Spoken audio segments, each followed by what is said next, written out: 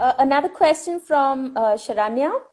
How to accept failure and work on instead of grieving or being discouraged over it? Thank you, Sharanya.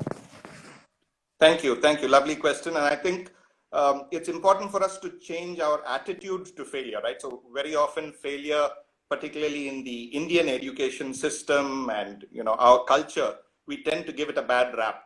But I think it was Abdul Kalam, I can't recall, but he often used to say that failure is one of the rungs in the ladder to success. So I think you fail only when you tell yourself that you have failed, right? If I tell myself I'm a failure, then it's a failure. But if you ask yourself, what have I learned from this? What are the muscles I have built through this experience? Then really it becomes just a step towards success. So I think it's important for us, and I think particularly those of us who are students, right?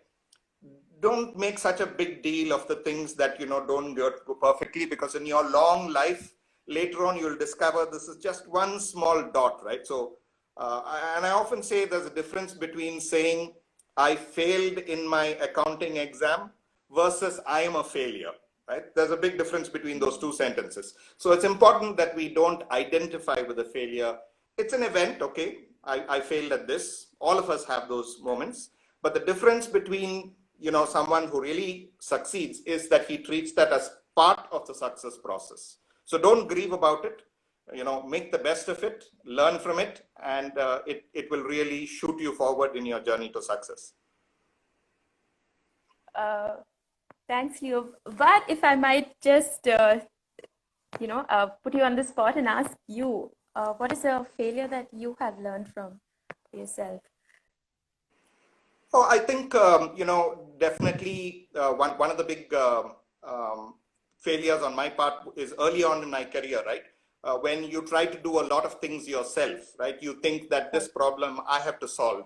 And therefore you end up as a leadership style doing a lot of things yourself. And I think I learned from that experience that you're not indispensable. And in fact, the test of your leadership is what happens when you're not there. So I think learning from that failure helped me to be a lot more of an empowering leader later on, taught me to hire people smarter than myself, so that, I was building a great team rather than thinking that I had to do everything myself. So that was one failure and lesson that I learned from a failure. Ranjana itself, how do we combat procrastination during the pandemic?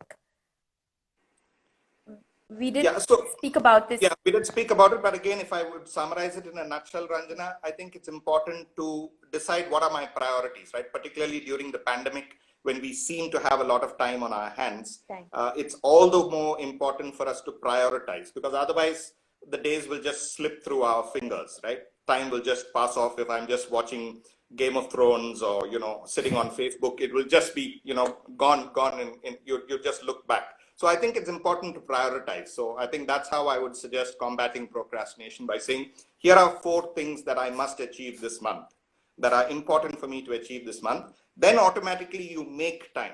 Yeah, I always tell myself and everybody that you will never find time, right? You have to make time for the things that are important to you. And it's funny, it feels so good after accomplishing it. It just feels like, wow, I did this thing, but still we waste time till that last bit of doing it. I don't know why.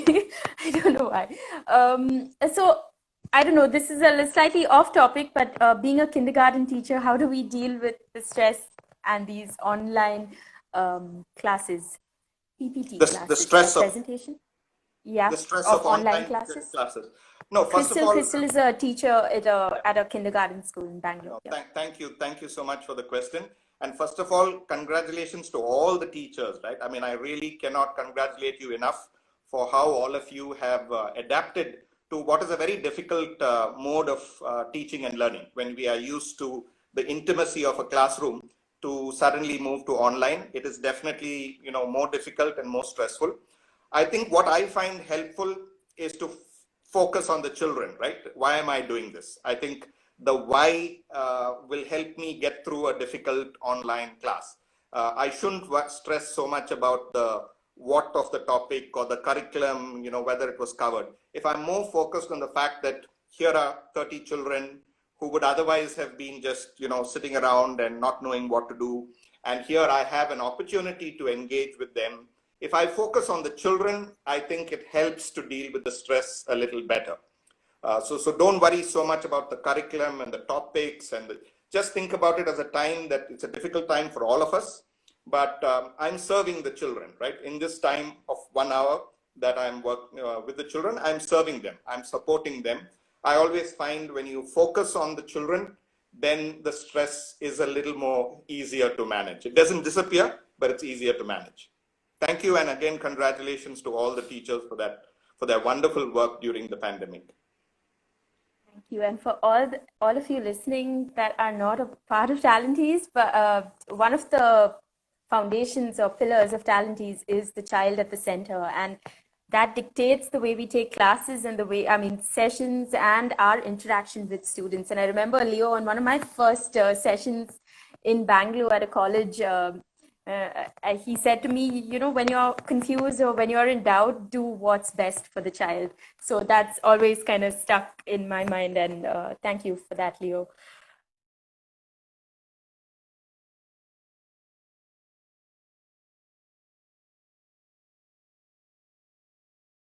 If you liked this video, don't forget to subscribe for more of these informative videos.